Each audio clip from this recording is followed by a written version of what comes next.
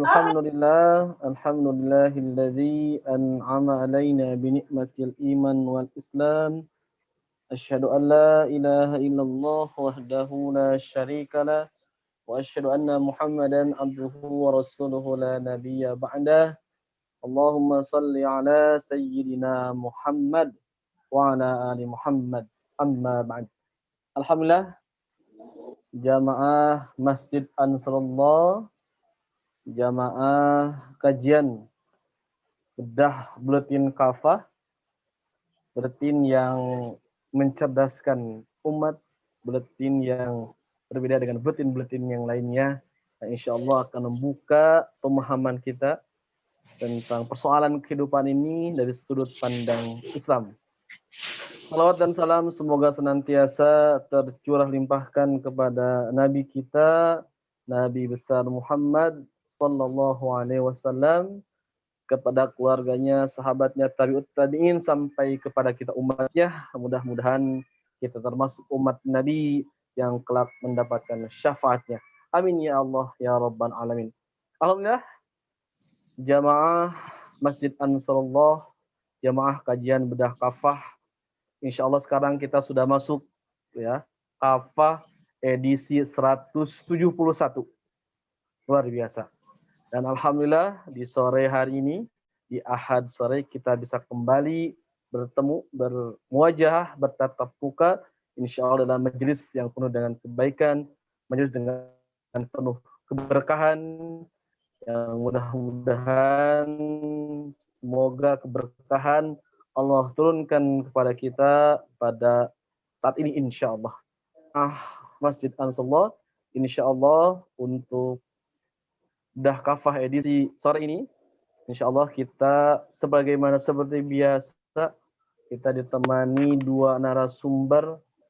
Yang pertama insya Allah guru kita, beliau Al-Mukarram Ustadz Dedi Muhyiddin selaku pembina Majelis Ansarullah. Alhamdulillah sudah bersamai kita. Ya, alhamdulillah nampaknya tidak di Ansarullah ini ya, Ustadz. Ya, di Sumedang. Assalamualaikum Ustadz Damang. Alhamdulillah Bang Esto, saya. Sumedang, alhamdulillah. Insyaallah lancar nanti ya ininya. Sinyalnya mudah-mudahan. Alhamdulillah. Dan alhamdulillah luar biasa jamaah rahimakumullah, juga sore ini kita ditemani dengan guru kita. Ini luar biasa. Beliau selain sebagai seorang dai ustadz juga profesi sebagai dokter ya, alhamdulillah. Beliau Ustadz Dr. Atim Abu Mu'azz, alhamdulillah telah hadir di tengah-tengah kita. Assalamualaikum Ustadz. Damang Ustadz. Alhamdulillah. Waalaikumsalam. Alhamdulillah. Nampaknya kita sudah lama rindu dengan suara Ustadz Dr. Atim ini ya, untuk menyampaikan ilmunya. Dan insya Allah nanti beliau akan membedah tentunya tema yang diangkat pada Buletin Kafah edisi 171. Tidak berlama-lama, kita awali pertemuan kita ini untuk menambah keberkahan dengan membaca Ummul Quran fi barakatil umul Quran. Al-Fatihah. A'udzu billahi Bismillahirrahmanirrahim. Alhamdulillahi rabbil alamin arrahmanir rahim maliki yaumiddin. Iyyaka na'budu wa iyyaka nasta'in ihdinas siratal mustaqim siratal ladzina an'amta 'alaihim. Amin amin ya Allah ya rabbal alamin. Untuk selanjutnya saya persilakan kepada Ustadz ini sebagai pengasuh majelis bedah kafah ini untuk menyampaikan kalimah pembuka dan menyampaikan tema yang dibahas pada buletin kafah edisi 171 ini ya. Ini berkaitan dengan apa ya, walaupun mungkin kita sudah mengetahui tentang edisi buletin kafah edisi 171 ini. Kepada Ustadz ini saya persilakan. Baik. Bismillahirrahmanirrahim. Assalamualaikum warahmatullahi wabarakatuh. Waalaikumsalam warahmatullahi wabarakatuh.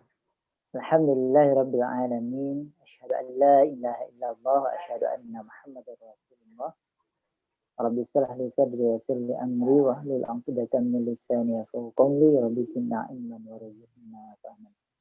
Alhamdulillah, alhamdulillah di edisi 171 buletin dakwah kafah ini bertepatan dengan tanggal 25 Rabiul Akhir ya 1442 Hijriah 11 Desember 2020 Masehi.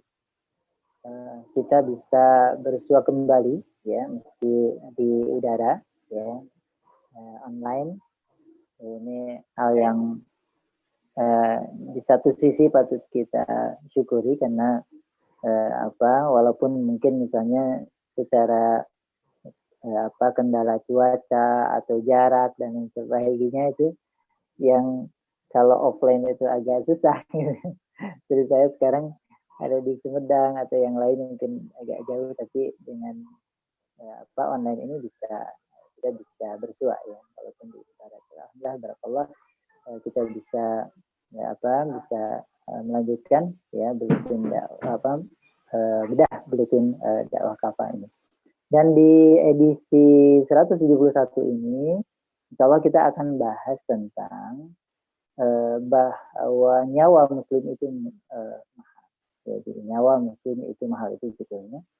Dan ini adalah juga terkait dengan menyikapi fakta yang terbaru ya terkait dengan kaum muslim.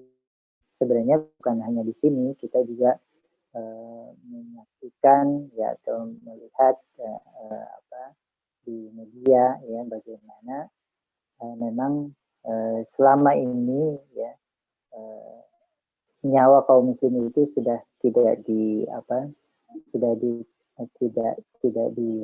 lagi atau kemudian tidak dimuliakan ya dengan kondisi yang ada pada saat ini dan sistem yang ada pada saat ini. Bahkan di murah mareh gitu Medina Sunda. Artinya begitu mudah ya nyawa kaum muslim itu hilang ya tanpa ada hal yang memang dibolehkan ya nyawa muslim itu bisa dihilangkan ya seperti tanpa hak maksudnya seperti itu. Maka dari itu hadirin rahimakumullah di edisi 171 ini alhamdulillah kita ditemani ya saya juga ditemani tentunya dengan rahimakumullah. Dan untuk pemateri pada saat ini alhamdulillah Ustadz Dr. Atin ya Abu Muaz alhamdulillah telah hadir dan beliau akan nanti menyampaikan ya secara lebih mendalam ya terkait dengan tema buletin dakwah kafah pada sore hari ini. Alhamdulillah. Untuk itu kepada Ustaz Dr. Atin Abu Muaz, falyatafaddal mashkura.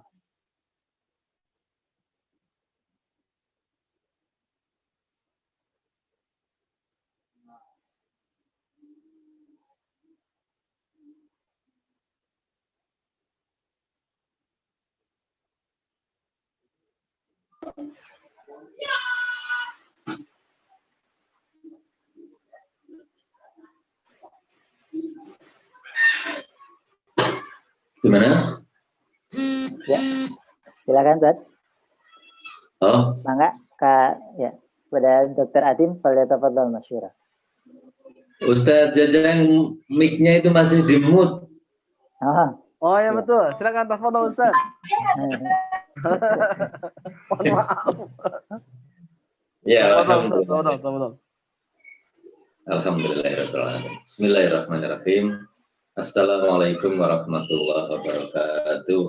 Waalaikumsalam warahmatullahi wabarakatuh. Alhamdulillahirrahmanirrahim. Allahumma salli ala sayyidina Muhammadin wa ala alihi wa sahbihi ajma'in.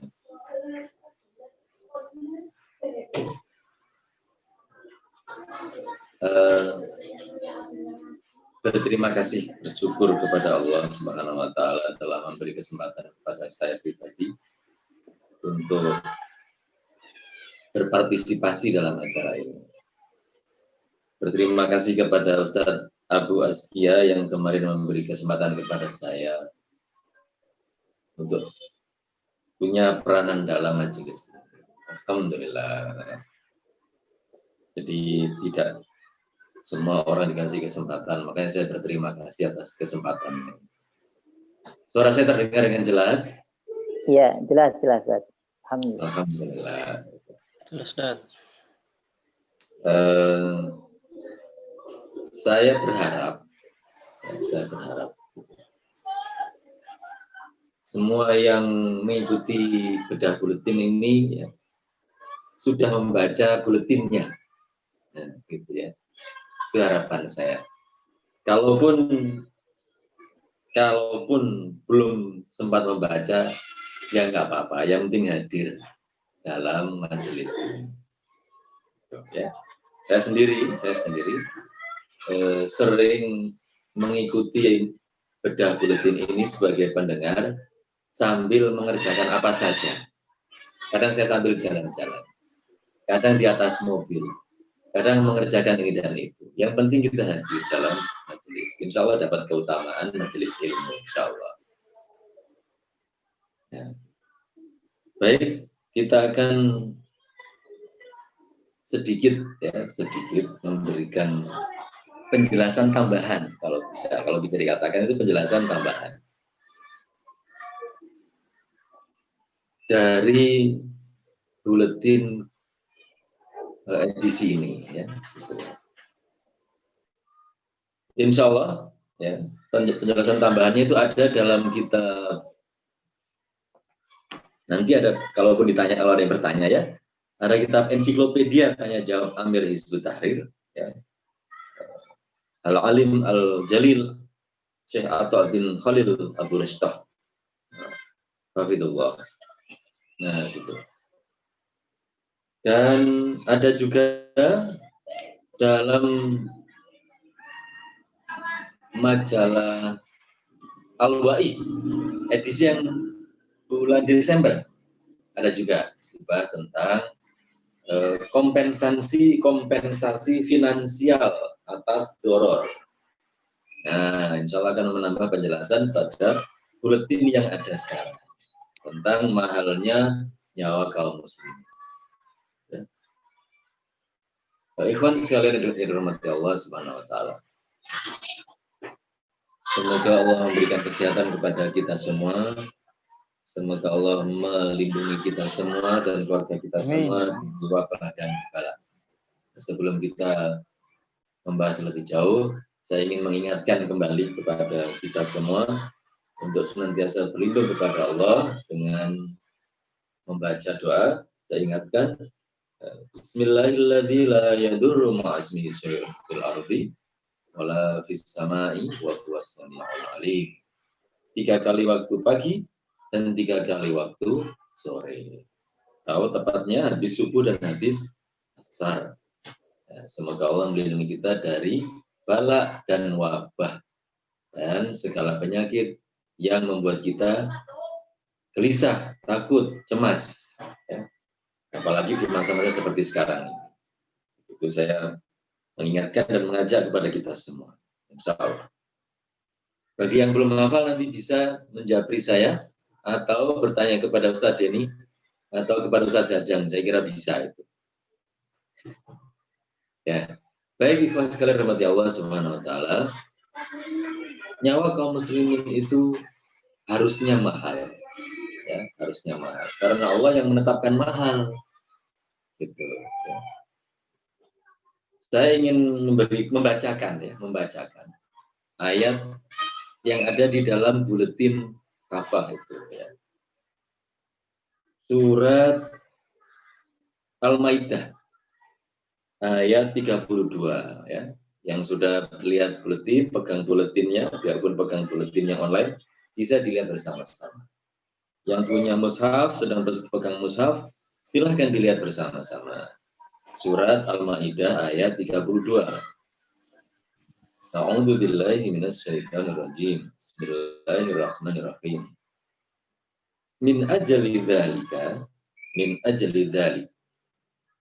Katabna ala bani Israila annahu man qatala nafsan bighairi nafsin aw fasadin fil ardi faka'annama qatalan nasa jami'an wa man ahyaha faka'annama ahyan nasa jami'an walaqad ja'atuhum rusuluna bil bayyinati thumma inna katsiran minhum ba'da dzalika fil ardi la musrifun. Nah, itu surat Al-Maidah ayat 32. Saya bacakan artinya. Oleh karena itu, kami tetapkan suatu hukum bagi Bani Israel bahwa barang siapa membunuh seseorang bukan karena orang itu membunuh orang lain atau bukan karena berbuat kerusakan di bumi, maka seakan-akan dia telah membunuh semua manusia. Barang siapa memelihara kehidupan seorang manusia, maka seakan-akan dia telah memelihara kehidupan semua manusia. Sesungguhnya Rasul kami telah datang kepada mereka dengan membawa keterangan-keterangan yang jelas. Tetapi kemudian banyak di antara mereka setelah itu melampaui batas. Nah, ini saya bacakan secara lengkap, utuh surat Al-Maidah ayat 32. Dan surat ini, ayat ini dicantumkan di buletin kafah ya, sebagai ayat yang pertama dicantumkan. Nah, itu ikhwan sekalian yang dirahmati Allah Subhanahu wa taala. Saya sebagai tenaga medis merasa tersanjung, ya, merasa bangga, merasa bersyukur. Kenapa saya merasa bersyukur? Ya, karena ayat ini tadi yang baru saya baca. Ya, saya ulang lagi, di mana letak bersyukur saya? Nah, ini ya, saya baca lagi, di mana letaknya? Ini ya. Posisi saya itu mudah-mudahan itu seperti ini ya. Gitu.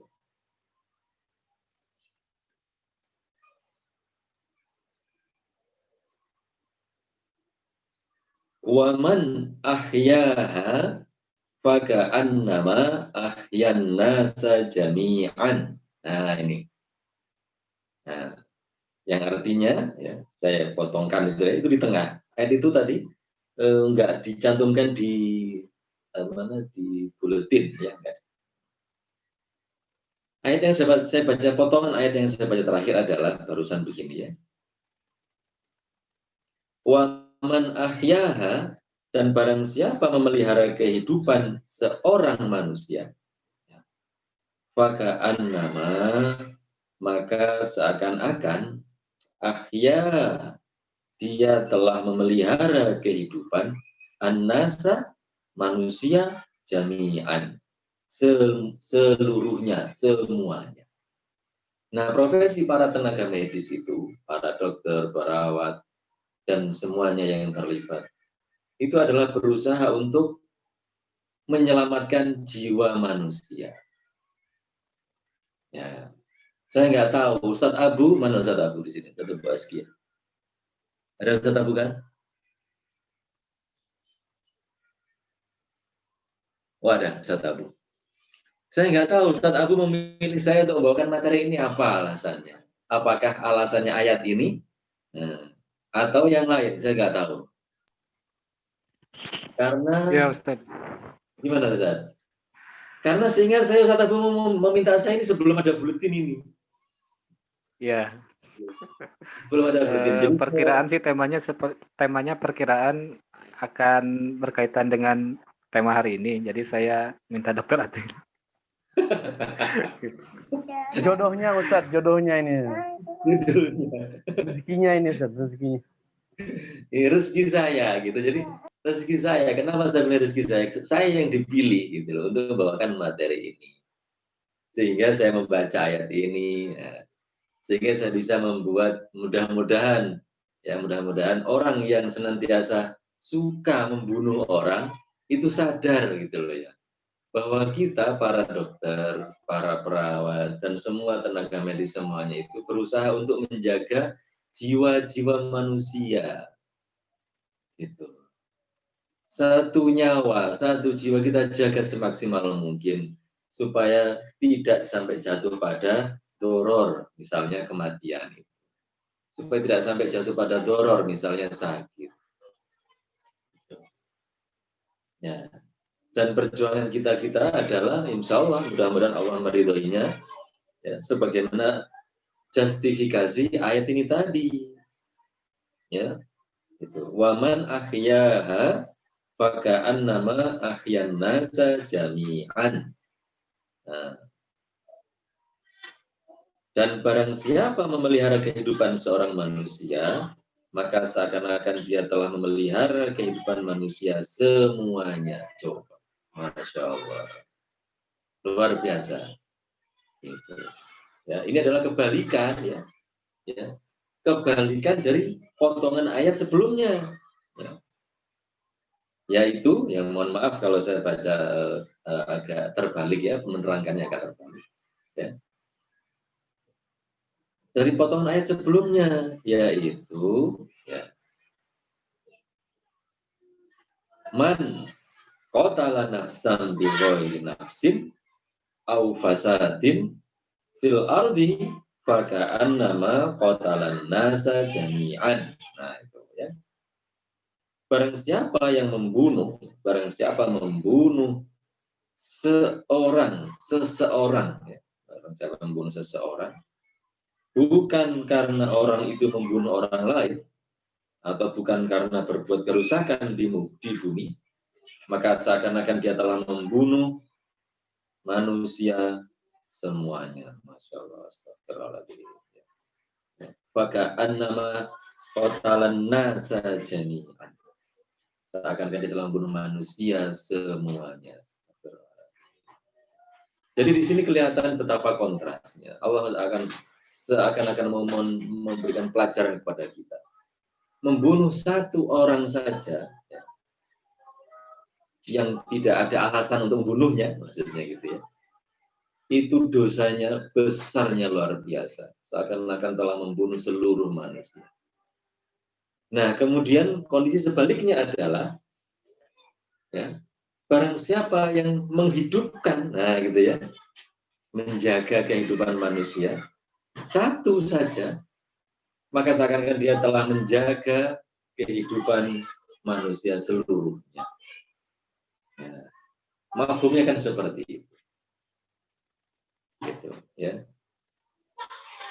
Saya teringat waktu saya masih koas, masih kuliah dulu di rumah sakit itu. Saya ngobrol ya, di UGD. Dalam pandangan saya, pasien yang di depan saya ini sudah kecil, Itu kemungkinannya sudah kecil harapan hidupnya menurut saya itu.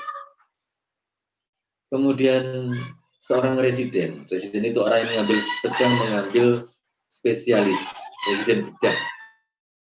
Nasihati saya bahwa kita sebagai dokter harus berjuang semaksimal mungkin, biarpun peluang itu sangat kecil. Artinya apa? Kalau masih ada peluang untuk menolong orang, menyelamatkan jiwa seseorang, maka biarpun sekecil apapun peluang itu, kita ambil peluang itu. Kita nggak menyerah. Kita nggak akan membiarkan kesempatan itu lewat begitu saja. Tidak. Nah, itulah. Jadi, itulah karakter para dokter. Ya, karakter para tenaga medis. Berusaha menyelamatkan setiap jiwa sebisa mungkin. Udah 4:30 tanya. Sampai jam berapa Ustaz saya? Ustaz Jajan? Mangga Ustaz, sampai jam 5 waktunya. Nanti jam 5 sampai setengah 6 kita diskusi Ustaz, tanya jawab insyaallah. Tapi Ustaz jadi tadi belum. Iya, nanti Ustaz Denny menambahkan. Mangga Ustaz. Oke, alhamdulillah. Jadi itulah pengalaman saya. Ya, sebagai calon dokter, sebagai dokter. Bahkan sering saya pribadi diminta datang kepada rumah seseorang gitu loh.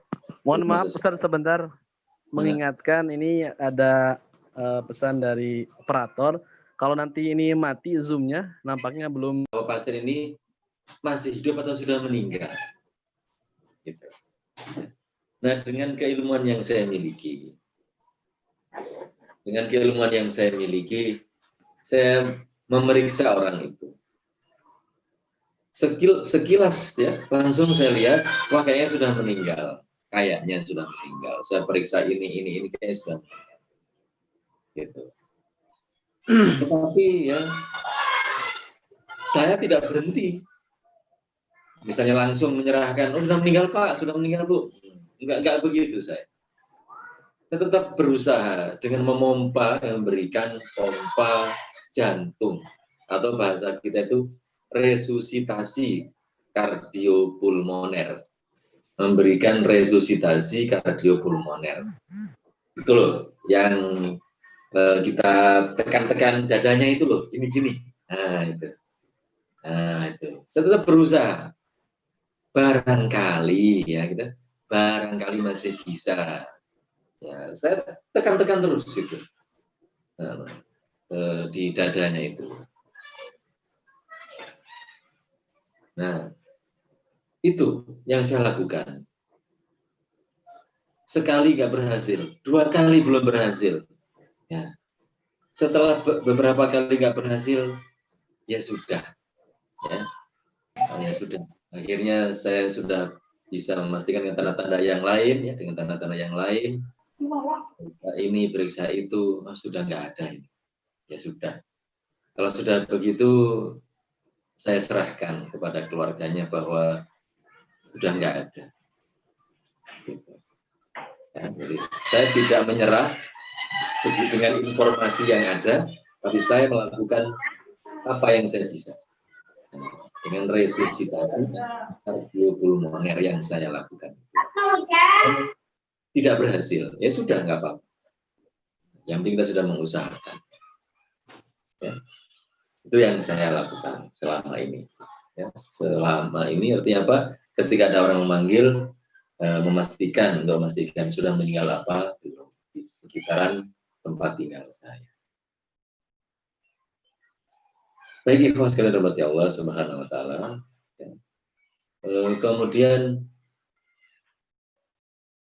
kenapa sih kita yang di satu sisi berusaha menjaga kehidupan manusia ini semaksimal mungkin.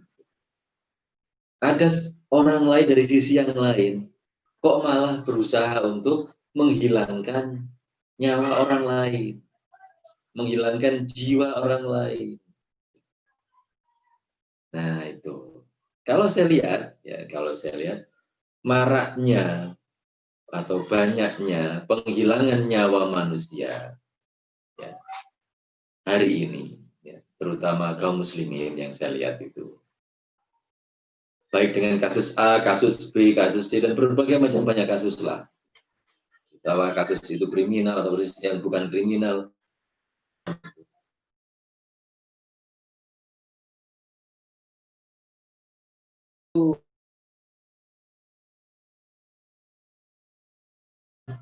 Bahwa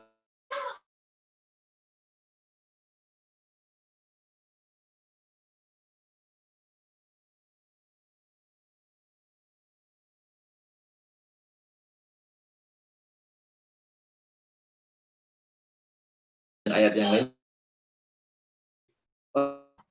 orang nggak paham bagaimana Rasulullah itu ingin menjaga, ya, ingin menjaga jiwa-jiwa kaum muslimin. Bahkan bukan cuma kaum muslimin, manusia secara umum itu dijaga jiwanya itu. Apakah dia orang muslim atau non muslim, dijaga jiwanya. Gitu. Ya. Manusia secara umum itu dijaga jiwa. Gitu. Ya. Beberapa waktu yang lalu, beberapa hari yang lalu, saya belajar kitab Adabul Mufrad. Kitab Adabul Mufrad itu adalah kitab karya Imam Bukhari. Guru saya menjelaskan tentang nama juga adab, ya. Adab itu kan masalah ya adab gitu ya. Di kitab itu ada salah satu hadis tentang pentingnya seseorang itu takut, nah, supaya dia, ya, takut supaya tidak sampai jatuh kepada dia itu menjatuhkan doror kepada orang lain. Karena apa? Karena dendanya itu besar, gitu. Kafarahnya itu berat, gitu. Jangankan sampai membunuh, memukul saja itu ada kafarahnya, gitu. Nah, zaman sekarang ini yang sepertinya itu kurang, ya, kurang diperhatikan, sehingga yang namanya menyakiti orang lain mudah saja dilakukan orang, bahkan sampai menghilangkan nyawa orang lain seakan-akan mudah sekali itu dilakukan. Astagfirullahaladzim. Nah, ikhlas sekali dirahmati Allah Subhanahu wa Ta'ala. Semua itu terjadi karena apa sih? Ujung-ujungnya kalau saya lihat karena tidak diberlakukannya sistem Islam. Kalau berarti seperti itu, ya. Saya ingin mengingatkan, kayaknya ayat yang mau saya baca ini nggak ada di buletin hari ini. Bismillahirrahmanirrahim. Walakum fil qisosi hayatu ya ulil albab.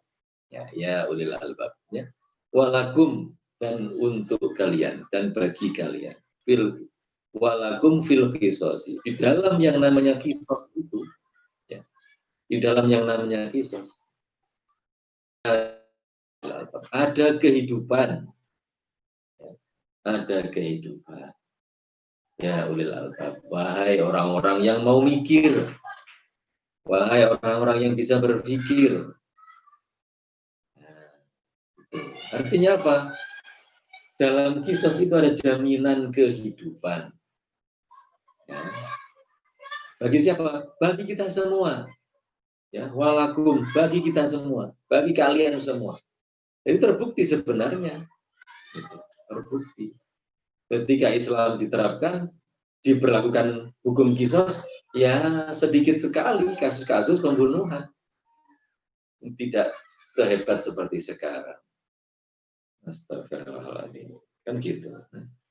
Jadi kalau kisos itu kan pengertiannya seseorang yang membunuh dihukum lagi dengan hukum yang sama, yaitu dihukum bunuh. Seseorang menghilangkan nyawa orang lain, maka dia juga dihukum dengan dihilangkan nyawanya. Itulah pengertian hukum kisos. Nah, kalau orang mendapati bahwa suatu sistem diperlakukan hukum kisos itu, maka berpikir 1000 kali orang mau menghilangkan nyawa orang lain. Karena apa? Untuk apa? Untuk apa membunuh orang lain kalau tidak ada alasan yang hak, kan? Gitu. Karena apa? Pada akhirnya nyawanya dia juga terancam. Kan begitu. Dari sinilah tuh, ya, dari sinilah orang yang berpikir akan bisa menyadari ada jaminan kehidupan. Ya, jaminan jiwa-jiwa manusia secara umum itu ada. Gitu. Ya. Nah, itu ya. Mudah-mudahan bisa jadi tambahan atas buletin yang sudah disebut.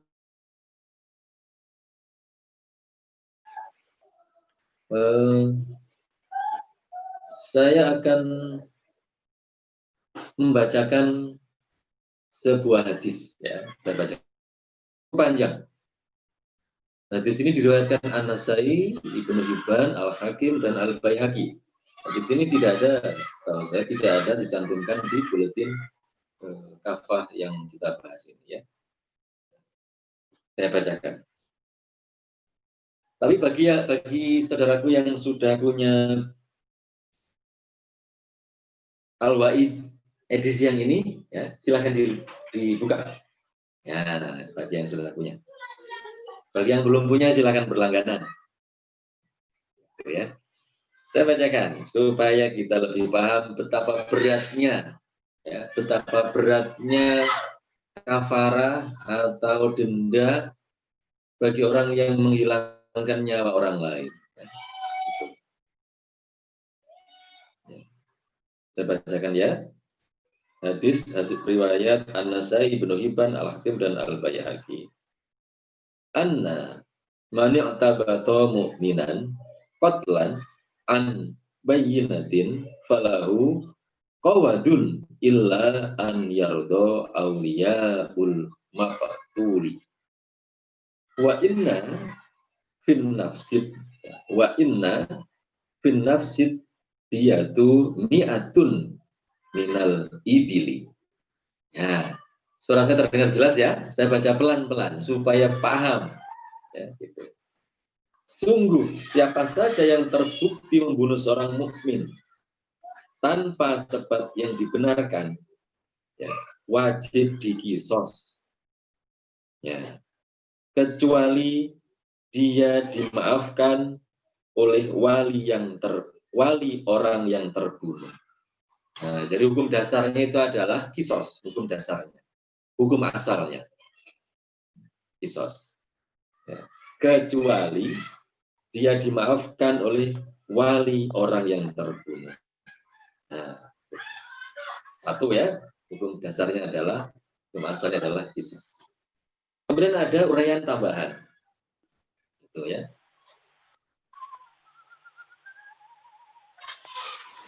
Wa inna fin nafsid diyatu mi'atun minal ibili. Nah ini, ya, ada pada kondisi yang lain, ya, ada diterangkan begini. Di dalam jiwa ada diat 100 ekor unta. 100 ekor unta.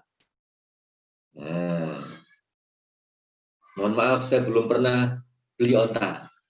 Saya jadi kurang tahu harganya unta itu berapa. Ya, nanti tahu sendiri deh harga unta itu berapa, kalikan 100.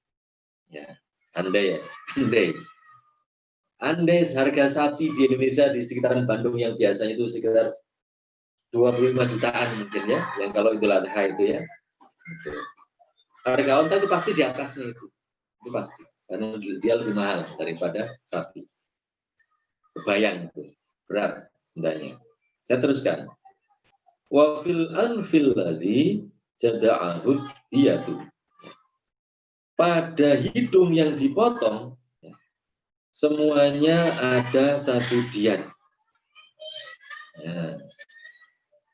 Wa fil lisani diyatu. Pada lidah ada satu diat. Ya. Ya. Jadi setiap organ ini ada diatnya ya. Wa fi syafaini ad-diyatu.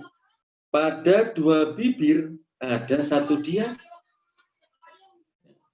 Wa fil baydhataini diyatu. Pada dua testis ada satu diat. Saya berhenti sejenak. Saya kira sudah paham ya testis ya. Nah, testis itu kalau bahasa Indonesianya mungkin buah zakar. Ya, buah zakar itu ada 2 normalnya manusia. Bukan 3, bukan 1, tapi 2. Wa fil zakari diyatu. Dan pada zakar atau penis itu ada 1 diat. Nah, penis itu ya kemaluan. Kemaluan laki-laki. Itu ada 1 diat. Wa fisulbi diyatu. Pada tulang punggung atau asulbu itu tadi ada 1 diat.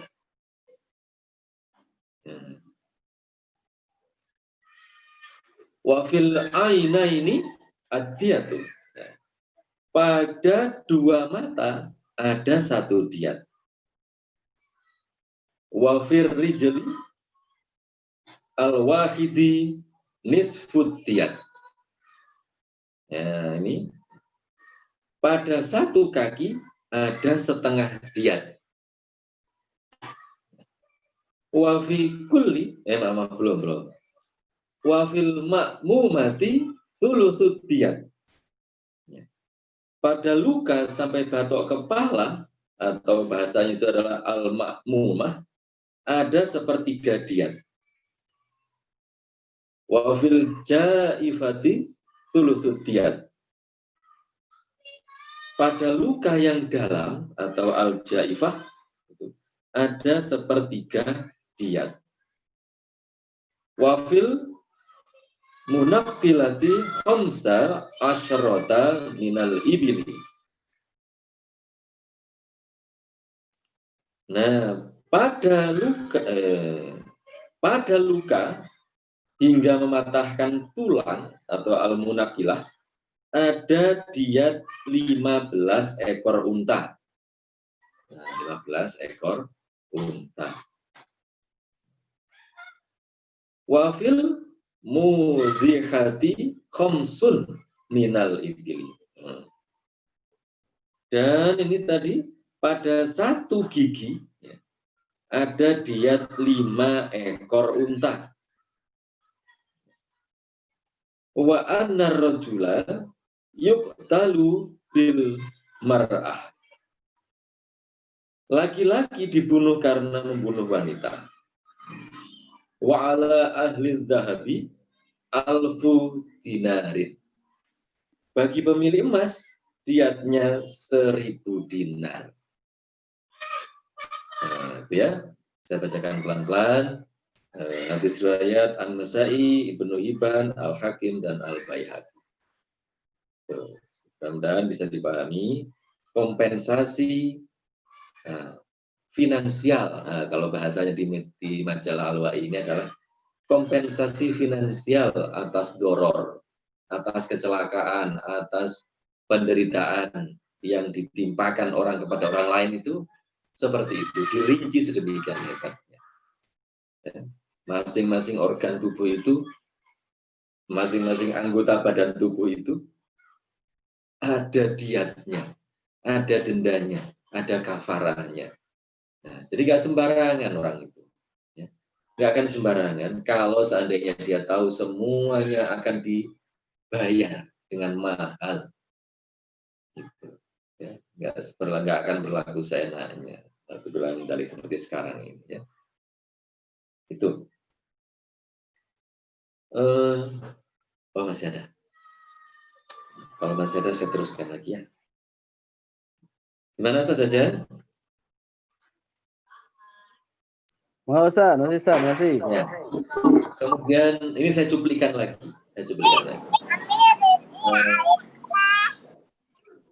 Terus gimana? Misal ada orang bertanya, gimana kalau seseorang itu membunuh orang beramai-ramai? Nah, maksudnya beramai-ramai itu ada sekelompok orang, misal 7 orang, membunuh orang lain, 1 orang, misal gitu. Apakah 7 orang itu nanti akan dikisah semuanya? Nah, ataukah tidak? Nah, ini kan perlu dibahas juga, gitu ya. Nah, Atas permasalahan itu, saya ambilkan pembahasannya di kitab Ensiklopedia Jawab Soal Amir Hizib, Al-Alim Al-Jalil Syekh Atta bin Khalil Abu Rustam. Ya, semoga Allah menjaga beliau. Ya.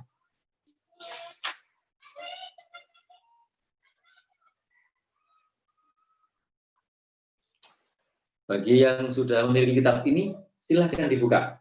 Ya, saya tunjukkan sumbernya. Bagi yang sudah memiliki kitab ini, silahkan dibuka. Sekitar halaman 767. Ya.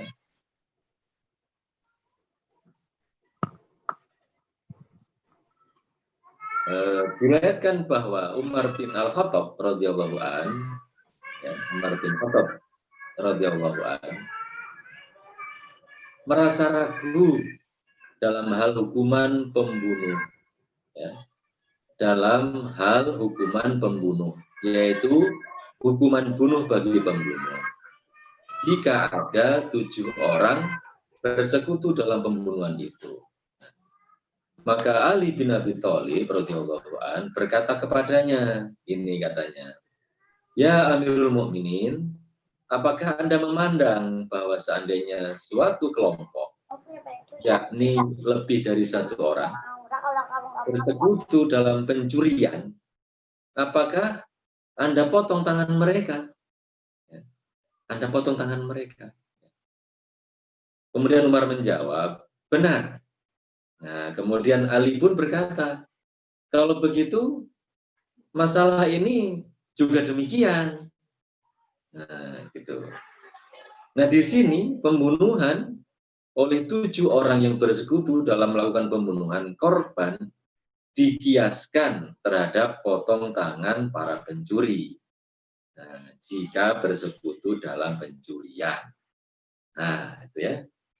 Di sini bisa kelihatan bahwa kalau orang itu bersekutu membunuh, biarpun yang dibunuh itu 1 orang, tapi yang bersekutu bekerja sama adalah misal 7 orang, maka yang dihukum adalah ke-7-7-nya. Nah, seperti itu. Ya. Di sini ada ilat, yaitu persekutuan dalam melakukan perbuatan yang mengharuskan dijatuhkan had. Dan ilat itu ada dalam masalah uqubat dan digunakan kias pembunuhan orang-orang yang bersekutu dalam melakukan pembunuhan, dikiaskan terhadap potong tangan orang-orang yang bersekutu dalam pencurian. Nah, ini. Saya tidak ingin membahas terlalu jauh masalah ilat, tapi yang ingin saya tunjukkan langsung pada kasusnya. Bila kasus itu 1 orang dibunuh oleh rame-rame orang, nah, gitu, orang banyak. Nah, dan itu kalau kita nonton TV kan sering kita melihat kasus itu. Seperti itu. Jadi hukumnya adalah seperti itu. Ya.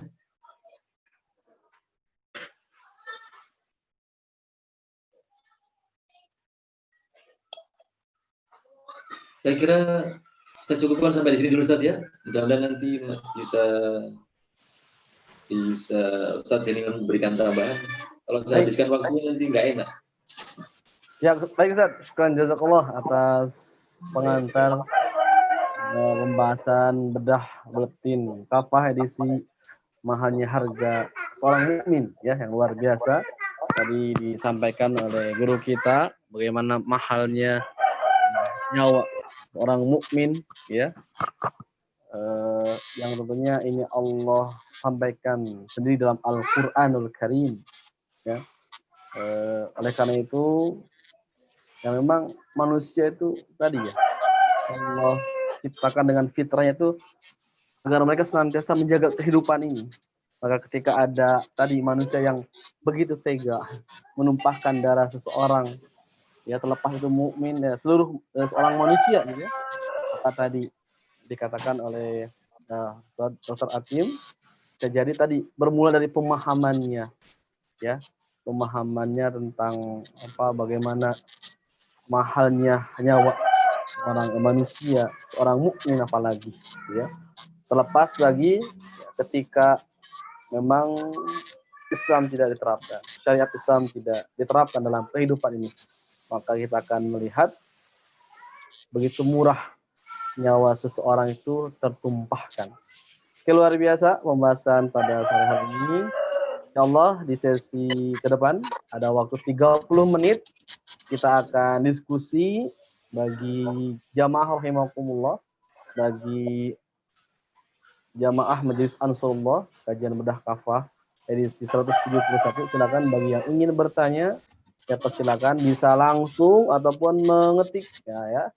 Ada kolom chat di bawah, silakan bisa langsung di ketikan pertanyaannya ya insyaallah. Oke, sambil saya melihat kolom chat, mungkin saya kembali ke Ustadz Denny ya. Barangkali ada yang ingin ditambahkan dari Ustadz Denny ataupun ingin menyampaikan, saya persilakan kepada Ustadz Denny. Mana Ustadz? Fadhal masykur. Iya, baik. Jadi sebagaimana yang tadi disampaikan oleh Dr. Atin bahwa Islam itu menjaga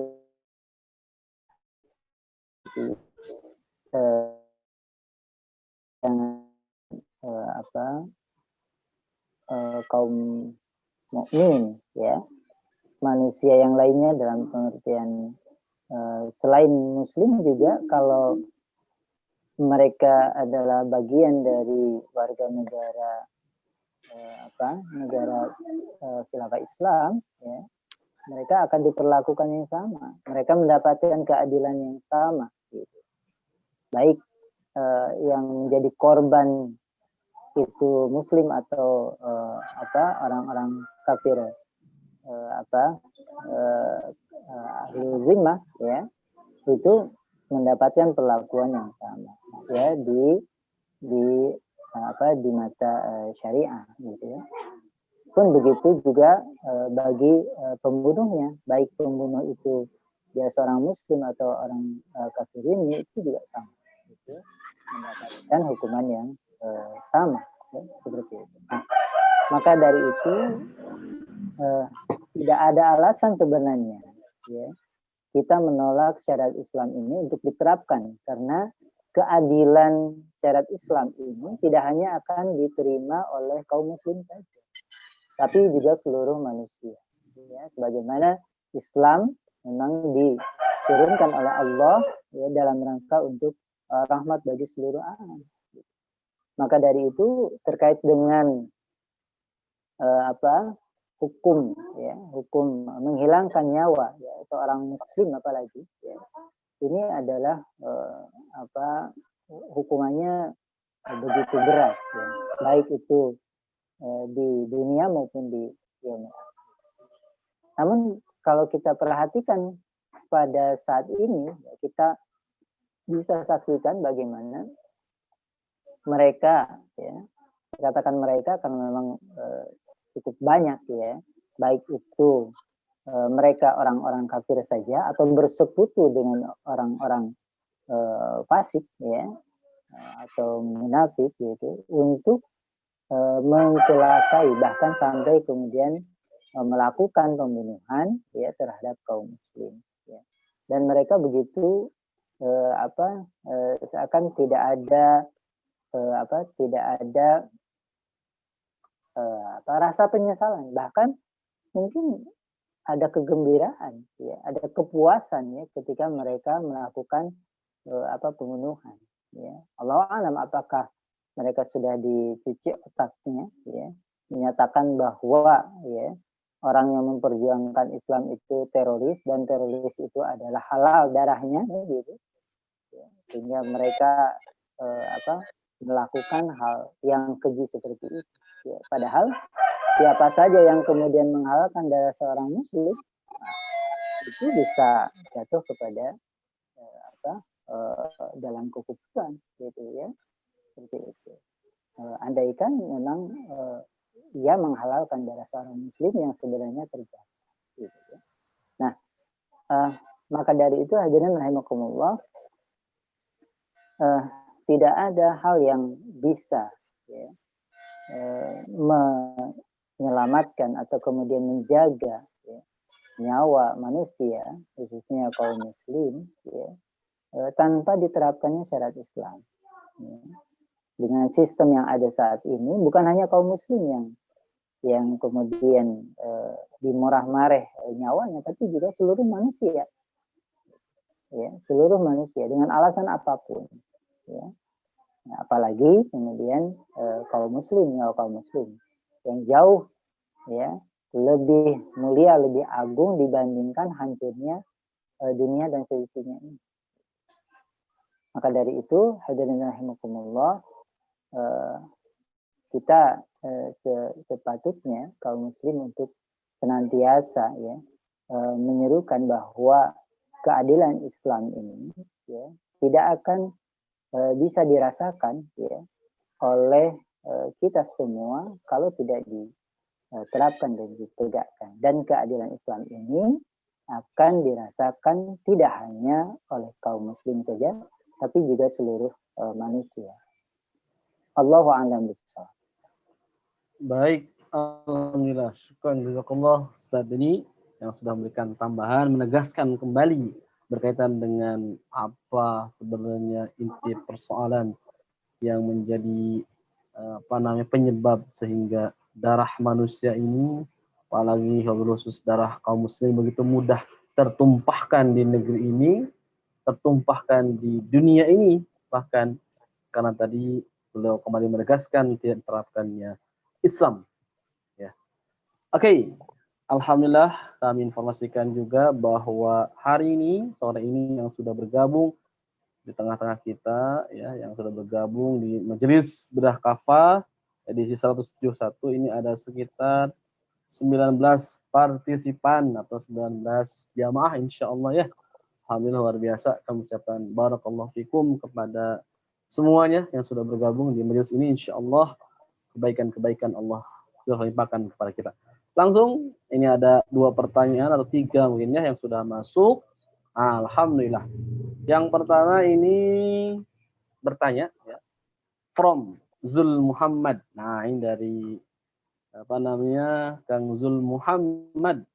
Ini pertanyaannya terkait penjelasan Ustadz tentang pentingnya menjaga nyawa. Oh, penjelasan tadi yang pertama mungkin ya dari Ustadz Dr. Atim. Terkait penjelasan Ustadz tentang pentingnya menjaga nyawa manusia. Bagaimana pandangan Ustadz tentang euthanasia? Ini apa Ustadz istilah? Euthanasia. Ini istilah apa ini? Euthanasia. Mungkin maka ini kan persilakan kepada Dr. Atim. Ya. Tulisannya itu euthanasia. Oh ya. Euthanasia ya. Silahkan dibaca sebisanya juga nggak apa-apa kok. Pokoknya tulisannya begitu. Itu kondisi di mana seseorang yang misalnya itu sakitnya kok kelihatannya berat, tidak ada harapan sembuh, kemudian diambil keputusan untuk disuntik mati. Selesaikan kehidupannya. Kalau dibahasakan sederhana, apa itu euthanasia? Adalah suntik mati. Nah, jadi orang hidup kemudian disuntik mati, itu euthanasia. Nah, dalam pandangan saya, ya, itu masih tetap tidak boleh, ya, tidak boleh. Alasannya misalnya kasihan menderita terlalu lama. Nah itu kita kan nggak tahu orang itu menderita kapan sampai kapan, nggak tahu kita. Ya kan? Tetapi tugas kita sebagai dokter, sebagai para medis, orang yang bergerak di bidang kesehatan, tugas kita adalah menyelamatkan jiwa-jiwa manusia. Kita nggak tahu di balik sakitnya orang itu, penderitaan orang itu ada apa, ya kan? Bisa jadi sakitnya itu tidak lama lagi meninggal. Bisa jadi sakitnya lama, kemudian Allah sembuhkan. Ya kan? Nah, di balik sakitnya yang lama itu ada hikmah apa? Bagi orang yang menderita sakit itu kan sudah dijelaskan dalam banyak keterangan bahwa sakitnya itu akan menggugurkan dosa-dosanya. Sehingga apa? Seseorang itu akan bersih. Ya, dibersihkan. Allah berkehendak membersihkan orang itu. Nah, itu hikmahnya. Nah, kita nggak tahu. Ya. Jadi sampai kapan ajal itu datang pada seseorang. Kita hanya ditugaskan untuk apa? Untuk menyelamatkan jiwa-jiwa itu. Bukan untuk mengakhiri jiwa seseorang. Itu pendapat saya. Ya, makanya bisa jadi di kalangan para dokter mungkin akan berbeda pendapat, bisa jadi. Tapi itu yang saya pegang, karena yang diajarkan kepada saya sewaktu kuliah itu adalah seperti itu. Bahwa kita itu berusaha, wajib berusaha, biarpun peluang itu kecil, tapi masih ada. Kita wajib berusaha untuk mendapatkan peluang itu. Nah, saya teringat, ada dulu kasus di negeri kita ini. Istrinya siapa itu ya, seseorang yang sudah sakit lama sekali, sehingga muncul pembahasan mau dilakukan euthanasia, tapi kayaknya nggak jadi waktu itu. Nah, dan saya lupa apakah setelah itu pasien ini, seorang ibu-ibu ini sembuh atau tidak, tapi seingat saya sembuh setelah menderita sakit sekian lama. Dan saya terutama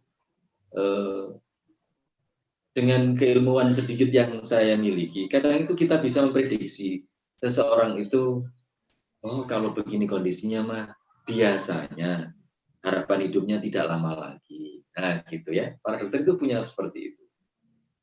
Nah, tetapi harus diingat, ilmu dokter hanya sebatas prediksi. Nah, hanya sebatas prediksi. Ada ilmu lain yang lebih hebat lagi, yaitu ilmunya Allah. Ada kehendak yang lebih hebat lagi, itu kehendaknya Allah. Nah, suatu saat waktu saya masih belajar dulu, kita pada mengira, ini pasien di rumah sakit ini, yang sudah di perawatan khusus, sudah kayaknya meninggal ini pasien kita ini, sudah berat gini. Semua yang sempat hadir di situ itu mengira, maksudnya semua itu adalah para dokter ya, itu mengira akan meninggal. Termasuk saya. Di luar dugaan, pasiennya sembuh, selamat. Nah, ini ya yang di luar kemampuan kita, di luar ilmu manusia. Nah, jadi dalam pandangan saya adalah tidak perlu kita melakukan eutanasia. Yang perlu kita lakukan adalah mengusahakan semaksimal mungkin seseorang itu untuk selamat jiwanya. Karena di sana ada pahala. Ya, saya katakan sekali lagi. Di sana, di dalam usaha kita untuk menyelamatkan jiwa itu, ada pahala yang besar. Ya, insya Allah yang menanti, ya, yang akan diberikan oleh Allah SWT kepada kita atas usaha orang-orang yang ingin menyelamatkan jiwa-jiwa manusia. Sebagaimana ayat yang saya sebutkan tadi. Surat Al-Maidah ayat 32. Saya bacakan ulang ya. Saya bacakan ulang supaya lebih mandes. Mandes itu apa ya? Menancap ya. Mengucap. Kuat ya. Menancap. Gitu ya, harapan saya. Nyun sewu Pak Waluyo nggih, ngapunten. Gitu.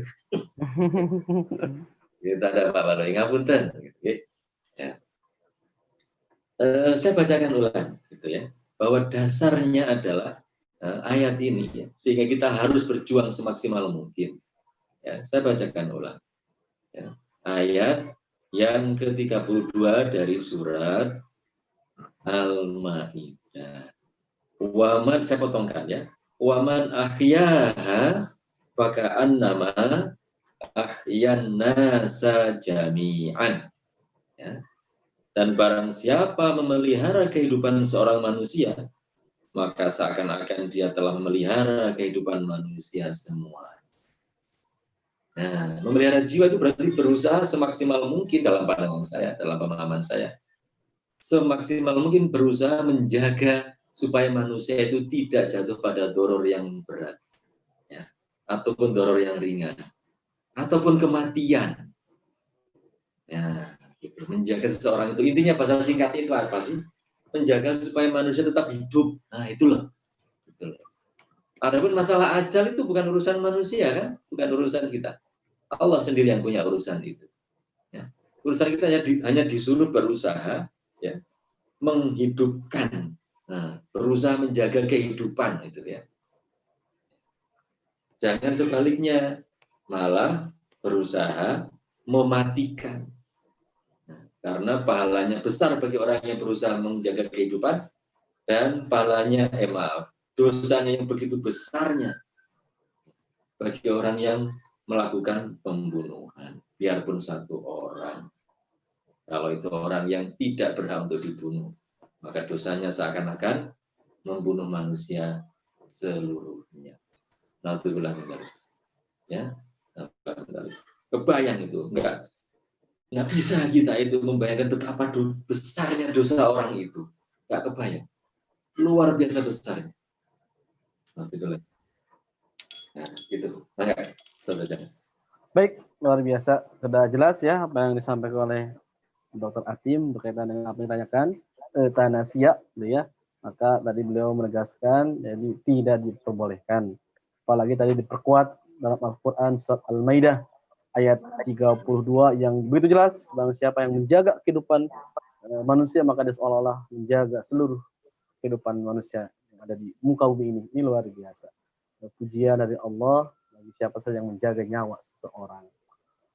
Alhamdulillah, mungkin kita berlanjut ke pertanyaan kedua ya Ustaz ya. Nah ini pertanyaan yang kedua.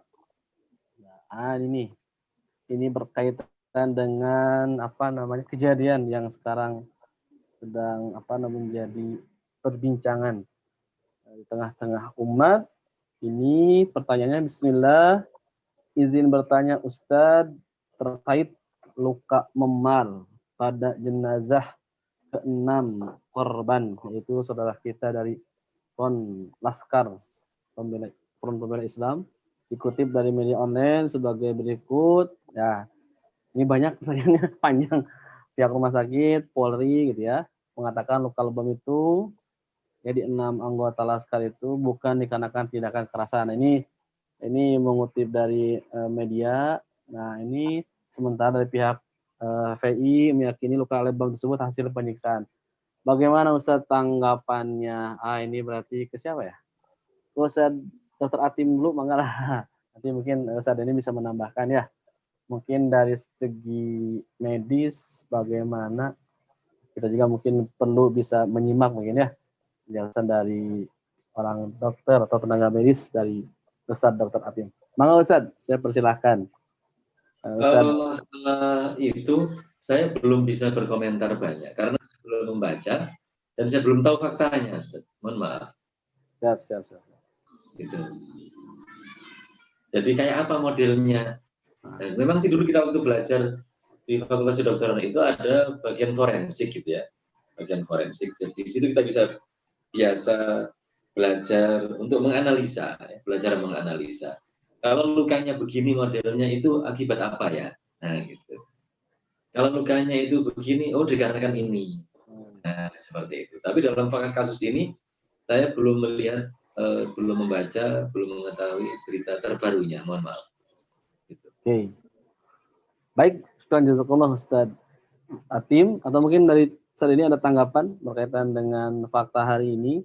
Kita ketahui bahwa hari Senin kemarin ya, Senin dini hari, ada apa namanya kejadian yang membuat hati kita kaum muslimin apa namanya terenyuh ya. Ada saudara-saudara kita kaum muslimin yang itu terbunuh di tengah perjalanan di tol ya. Ini para laskar yang mengawal Habibur Rizik Syihab. Mungkin dari Ustaz ini ada fakta terbaru, ada berita terbaru. Kalau ingin menambahkan, saya persilakan kepada Ustaz Deni. Tafadhol Ustaz. Iya, baik. Jadi informasi yang kita dapatkan itu memang sebagaimana yang di media, di mana ada pernyataan resmi ya dari dari pihak kepolisian ya, terkait dengan terjadinya korban ya 6 orang Laskar FPI. Ya, ini yang kita fokus ke sana ya.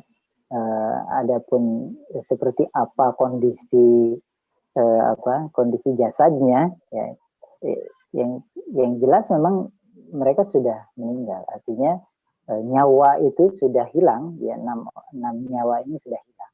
Jadi fokusnya ke sana. Apakah itu tembakannya ada 2 tembakan, bahkan ada yang 4 tembakan ya, kemudian ada bekas sayatan di perutnya, apakah itu di otopsi atau seperti apa, Allah alam. Yang jelas faktanya 6 korban ini memang telah hilang nyawanya gitu, dan ini yang kita fokus ke arah sana, dan mereka semua adalah muslim gitu ya. Nah, kemudian berikutnya adalah siapa yang melakukan pembunuhan gitu ya, atas dasar apa? Karena seorang muslim ya, nyawa seorang muslim itu dihalalkan dalam pengertian mendapatkan hak untuk bisa dilakukan menghilangkan nyawa atas seorang muslim itu hanya 3 perkara. Yang pertama itu kalau dia murtad, ya kan, keluar dari Islam, ya, atau kemudian dia seorang yang sudah pernah menikah, kemudian dia berzina, ya, jadi zina muhson, ya, seperti itu. Dan yang ketiga, ya,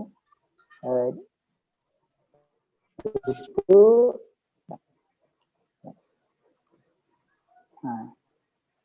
yang ketiganya adalah membunuh orang lain. Ya, membunuh. Nah, itu yang terakhir. Jadi yang terjadi pada saat ini itu adalah terjadinya pembunuhan. Jadi maka hak dari seorang atau korban yang dibunuh adalah keluarganya berhak untuk kemudian menuntut qisas, ya, ya.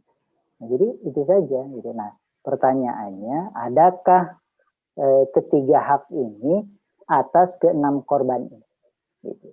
Kalau alasannya teroris, gitu, terus seperti apa duduk perkaranya teroris itu di dalam hal ini, gitu, sehingga kemudian ada hak untuk kemudian dibunuh. Gitu. Nah, ini yang harus dilihat. Kemudian terminologi terorisme itu apa landasannya, gitu, ya? Nah, seringkali kita mendapati bahwa apapun ya yang dilakukan ya oleh kaum muslim ya dengan maksud ya, untuk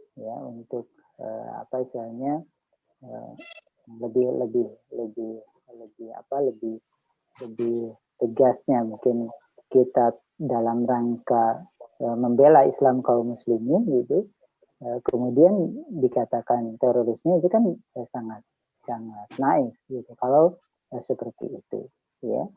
Nah, sementara di sisi lain kita bisa mendapati bagaimana orang-orang kafir pun ya melakukan bahkan berupaya untuk memisahkan diri ya dari negeri ini ya, kemudian melakukan makar dan bahkan sampai membunuhi aparat, itu tidak pernah diperlakukan hal yang sama sebagaimana kepada kaum muslim gitu.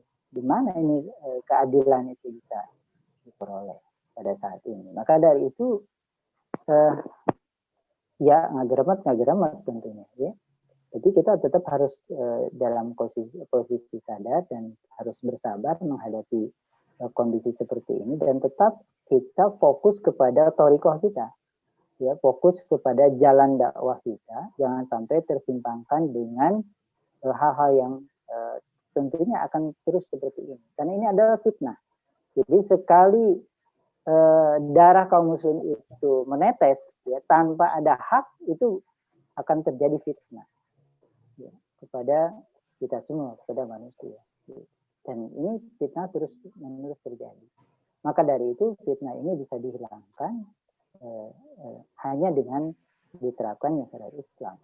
Tidak ada yang lain. Gitu. Ya. Sistem yang ada pada saat ini tidak pernah bisa menjaga nyawa manusia, gitu. Apalagi nyawa kaum muslim. Maka dari itu kita tetap fokus ke sana bahwa yang terjadi adalah adanya penghilangkan nyawa yang itu ketika kita teliti tidak ada hak. Gitu. Kalau fokus ke yang 3 tadi ya dalam hadis itu tidak ada. Apakah yang yang ke-6 ini dia murtad? Jelas tidak. Ya kan? Kemudian apakah dia itu mereka melakukan zina? Tidak juga. Kemudian apakah dia melakukan pembunuhan? Tidak. Apa? Ya, tidak. Apa yang dibunuh oleh mereka? Mereka tengah menjaga hadis rizik. Jadi tidak ada hak bagi siapapun ya, Allah alam siapa pelakunya, gitu, untuk menghilangkan nyawa kaum muslim ini.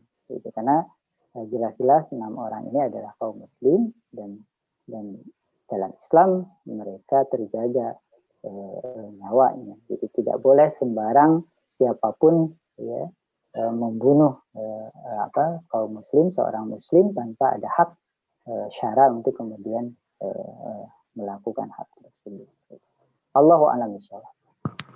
Baik, syukran jazakumullah Ustadz Atim dan Ustadz Denny yang sudah tadi memberikan tanggapan berkaitan dengan satu yang pertama dan yang kedua berkaitan dengan pertanyaan yang ditanyakan. Ya, berkaitan dengan pertanyaan yang terakhir barusan ya. Nanti kita terus pantau ya kabar selanjutnya karena saat ini juga sedang ya di DPR ya, bagaimana korban dan saksi-saksi mereka sedang menyampaikan apa yang sebenarnya terjadi. Semoga kita doakan kebenaran itu akan terungkap ya, dan juga tentunya kebatilan juga akan terlihat siapa yang benar, siapa yang salah. Kita doakan ya, mudah-mudahan Allah menunjukkan kepada kita ya apa yang sebenarnya terjadi. Dan kalau kita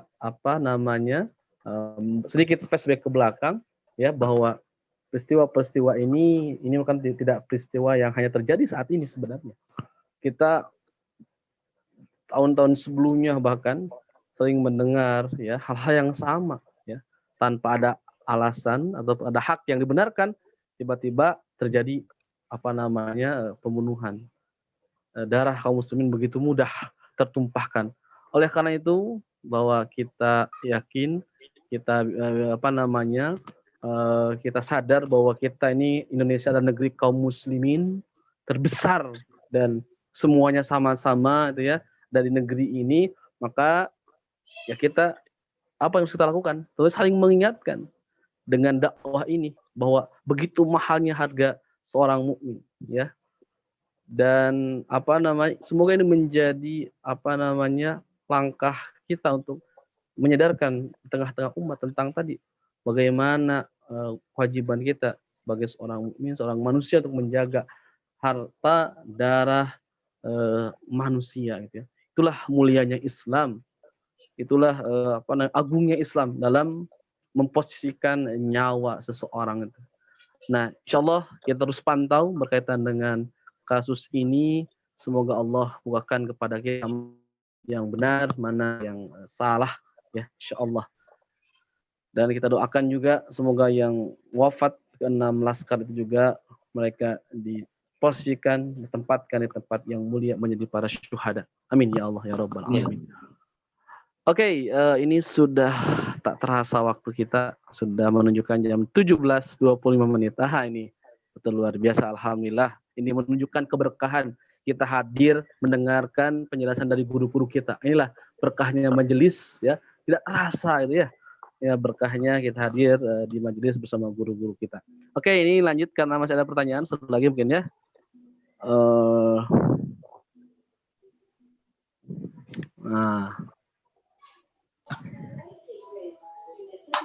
Ini ada pertanyaan lagi Ustadz.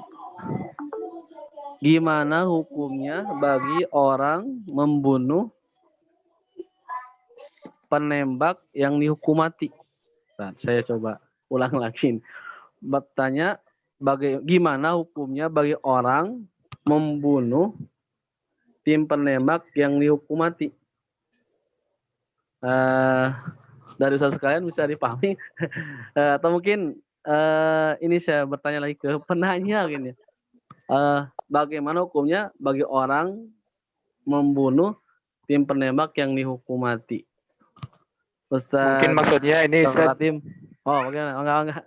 mungkin ini maksudnya itu tim penembak Oh, mati yang dari polisi itu mereka melakukan hukum tembak, itu hukumnya seperti apa? Itu modelnya. pengeksekusi hukum mati gitu ya. Bagi pelanggaran itu bagaimana hukumnya mereka begitu ya. Pak Ya. Yayat gitu ya. Muhafiz ya. Baik. Mangga mungkin saya persilakan ke Ustaz Dr. Atim untuk memberikan tanggapannya, jawabannya. Itu belum pernah dibahas.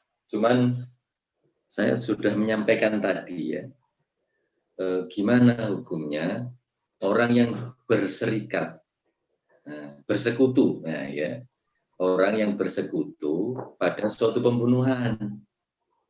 Nah, mungkin ya saya katakan karena ini kan suatu fatwa ya, suatu fatwa itu kan tidak mudah. Gitu. Pada suatu masalah baru itu kan nggak mudah. Nah, mungkin bisa diambil jawabannya itu dari kitab yang saya bacakan tadi, yaitu ensiklopedia soal jawab ambil isi ya, Syekh Atha bin Halil Al-Burustah ini. Ya. Yang sudah saya bacakan tadi, gimana? Ya, saya bacakan ulang ya, gitu. Diriwayatkan bahwa Umar bin Al-Khattab radhiyallahu anhu merasa ragu dalam hal hukuman pembunuh, yaitu hukuman bunuh bagi pembunuh jika ada 7 orang bersekutu dalam pembunuhan itu. Nah, ini kan persekutuan ya, bersekutu. Maka Ali bin Abi Thalib radhiyallahu anhu berkata kepadanya, "Ya Amirul Mukminin, apakah Anda memandang bahwa seandainya suatu kelompok, yakni lebih dari 1 orang, suatu kelompok, yakni lebih dari 1 orang, bersekutu dalam pencurian, apakah Anda potong tangan mereka?" Umar menjawab, "Benar." Ali pun berkata, "Kalau begitu, masalah ini demikian juga." Di sini, pembunuhan oleh 7 orang yang bersekutu dalam melakukan pembunuhan, dalam melakukan pembunuhan korban, dikiaskan terhadap potong tangan para pencuri jika bersekutu dalam pencurian. Nah, ini. Kalau dalam pandangan saya adalah jawaban ini adalah permasalahannya itu ada dalam masalah yang pernah ada di Umar dan Ali. Saya kira itu. Tetap sama-sama berdosa. Itu jawaban yang bisa saya berikan. Wallahu a'lam. Baik. Oke. Dari Ustaz Deni mungkin ada tambahan, mangga saya persilakan Ustaz Deni berkaitan dengan bagaimana hukum orang yang menembak, hukum si penembak pidana atau namanya pelaku yang itu dihukum mati mungkin ya. Mohon maaf Ustaz, tapi harus ada batasan juga. Jadi pertanyaan tadi itu umum sekali gitu ya. Ya. Yang ditembak mati, yang dihukum mati itu, apakah orang yang berhak atau tidak untuk dihukum mati? Kan gitu. Betul. Nah, kalau orang yang dihukum mati, dibunuh itu tadi itu tidak berhak untuk dibunuh, maka dosanya adalah sebagaimana tadi yang sudah saya bacakan. Semuanya yang bersekutu di situ mendapatkan dosa. Nah, gitu. Tetapi kalau andai memang orang yang dibunuh, dihukum tembak itu, dihukum mati dengan tembakan itu adalah orang yang memang benar-benar berhak untuk mendapatkan itu, maka sebaliknya berarti dia mendapatkan pahala. Wallahu a'lam. Baik, alhamdulillah, luar biasa. Ada tambahan dari Ustaz Deni, saya persilakan. Karena waktunya sudah menjelang akhir diskusi kita, kajian bedah kafah kita. Mangga Ustaz, ada tambahan, silakan. Atau ada apa? Kendala Ustaz ini? Sinyalnya. Baik. Nampaknya ada kendala sedikit sinyalnya. Sudah bergabung Ustaz ini? Oke, alhamdulillah. Waktu kita sudah menunjukkan jam 17.31 ya. Ini sudah lewat dari apa yang dijadwalkan, bagaimana biasanya. Mungkin kita langsung saja ke closing statement ya Ustaz ya.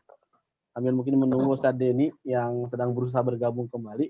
Saya persilakan kepada Ustaz Dr. Atim untuk memberikan closing statement. Kesimpulan akhir, Ustaz. Ya, kesimpulannya adalah dengan Islam, insya Allah seluruh alam ini akan mendapatkan rahmat, mendapatkan keadilan dalam berbagai kasus, ya. Termasuk kasus yang kita bahas ini. Ya. Dalam syariat Islam, semuanya akan mendapatkan keadilan, semuanya, tanpa terkecuali. Nah, dalam kondisi seperti sekarang ini, yang kadang kita bingung mana benar, mana salah, saya ingin mengajak kepada saudaraku semuanya untuk membaca doa, rajin-rajin membaca doa. Kalau tadi di awal pertemuan kan saya menyampaikan supaya berdoa, supaya Allah menjauhkan dari doror, menjauhkan dari bala, menjauhkan dari wabah. Nah, kalau yang kesempatan closing ini saya ingin mengajak ya, kepada saudara-saudaraku semua, kepada saya pribadi, supaya kita mendawamkan doa. Allahumma arinal haqqa haqqa warzuqna ittiba'ah wa arinal batila batila warzuqna ijtinabah. Nah, Allahumma arinal haqqa haqqa. Ya Allah, tunjukkanlah kepada kami yang hak itu hak. Allahumma arinal haqqa haqqa warzuqna ittiba'ah, dan beri kekuatan, beri kemampuan kepada kami untuk melaksanakannya, kira-kira begitu. Kurang lebih begitu. Wa arinal batila batila, dan tunjukkanlah kepada kami yang batil itu batil, gitu ya. Wa arinal batila batila warzuqna ijtinabah, dan beri kemampuan kepada kami untuk menjauhinya, menjauhi kebatilan ini. Pentingnya di mana? Ya, kita membaca doa ini mohon kepada Allah, 100% mohon kepada Allah, supaya Allah membuka dalam pandangan kita, ya, dalam pandangan kita semua sebagai manusia yang banyak nggak tahunya ini, bahwa yang hak itu hak, dia akan dikatakan sebagai hak, nah, dan membuka yang batil itu sebagai yang batil, dan semua manusia mengetahui itu kebatilan, dan itulah pelaku kebatilan. Nah, jadi ini pentingnya doa ini. Saya ingin mengajak. Bagi yang sudah hafal, silakan dibaca lagi. Bagi yang belum hafal, mau belajar, mangga. Silakan bertanya, silakan japri saya, insya Allah akan saya ajari bagi yang belum hafal. Tapi saya menduga kuat, insya Allah sudah banyak yang hafal. Ya. Saya ulang lagi. Allahumma arinal haqqa haqqa warzuqna ittiba'ah wa arinal batila batila warzuqna ijtinabah.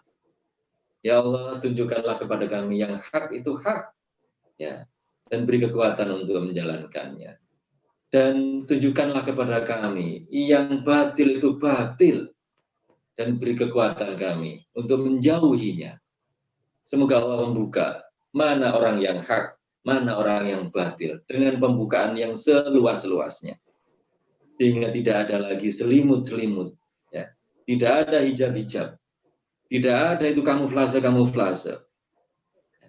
Semuanya jelas. Itu Ustaz. Aku luka lihada, wastaghfirullahaladzim walakum, innahu huwal ghafurur rahim. Saya mohon maaf apabila ada kekurangan, kesalahan, mohon ampun kepada Allah SWT. Mohon maaf kepada panjenengan semua. Ya. Wassalamualaikum warahmatullahi wabarakatuh. Waalaikumsalam warahmatullahi wabarakatuh. Mangga Ustaz ini sudah hadir? Saya persilakan. Kalau masih ada? Ada Ustaz? Mangga persilakan. Baik, ya. nampaknya. Silakan Ustaz. Ya. Jadi intinya bahwa ini fakta ini sebenarnya lebih menegaskan lagi kepada kita bahwa sistem yang diterapkan pada saat ini jauh dari rasa adil, ya, yang bisa yang seharusnya kita dapatkan, ya, tidak hanya sebagai kaum muslim tentunya, kita sebagai warga negara pun, ya, itu mendapati hal yang seperti apa yang terjadi pada saat ini. Maka kalau kaum muslim itu masih kekeh ada, ya, sebagian mungkin yang berharap besar dengan sistem sekarang itu bisa memberikan keadilan, itu tidak akan pernah mendapatkan sampai kapanpun, ya, sampai bahasa Sunda nama nepikeun ka belut jangan dia mau ayat rasa keadilan itu, ya, di dalam sistem yang ada saat ini. Maka tidak ada lain kalau kita ingin mendapatkan keadilan, mendapatkan perlindungan, ya, pemeliharaan nyawa manusia, itu kecuali diterapkannya syariat Islam secara kafah, tentunya dengan didirikannya atau ditegakkannya khilafah Islam. Allahu a'lam bishawab. Baik, alhamdulillah, syukur jazakumullah kepada guru kita Al-Muqarram Ustaz Deni Muhyiddin dan juga Al-Muqarram Ustaz Dr. Atim Abu Az yang telah memberikan ilmunya, membedah tema yang diangkat pada Buletin Kafah edisi 171. Dan tentunya kita alhamdulillah tadi mendapatkan amalan ijazah doa dari guru kita Ustaz Dr. Atim, mudah-mudahan bisa mengamalkannya insyaallah, ya. Dua doa aja, mangga silakan. Yang pertama, bismillahirrahmanirrahim, la yadurru ma'asmi syai'un fil ardi wala fis sama' wa huwas samiul alim. Dan yang kedua tadi doanya silakan amalkan. Allahumma arinal haqqa haqqan warzuqna ittiba'ah wa arinal batila batilan warzuqna ijtinabah. Ini memang di kondisi seperti ini, selain kita memang dakwah secara langsung, mencerdaskan umat, penting kita senantiasa menajamkan senjata-senjata kita di doa-doa kita. Itulah senjata yang luar biasa. Dengan doa kita bermunajat kepada Allah, semoga Allah memberikan, membukakan kebenaran-kebenaran dan mengungkapkan kebatilan-kebatilan yang hari ini memang berselimut di dalam sistem yang memang penuh dengan kezaliman. Sekian, alhamdulillah, kami ucapkan terima kasih, syukran jazakumullah kepada jamaah sekalian, jamaah Majelis Ansarullah. Semoga kita senantiasa dipertemukan kembali, ya, di majelis-majelis selanjutnya. Sekian, kami ucapkan sekali lagi terima kasih. Kita tutup dengan hamdalah, alhamdulillahirabbil alamin. Kita sempurnakan dengan doa kifaratul majelis. Subhanakallahumma wa bihamdika asyhadu an la ilaha illa anta astaghfiruka wa atubu ilaik. Wa lakum minkum wassalamu alaikum warahmatullahi wabarakatuh. Waalaikumsalam warahmatullahi wabarakatuh. Hatur nuhun ka sadayana jamaah. Terima kasih Dr. Atim, Ustaz Deni, Ustaz Ajang, semuanya. Barakallahu fikum jami'an. Amin. Amin. Amin.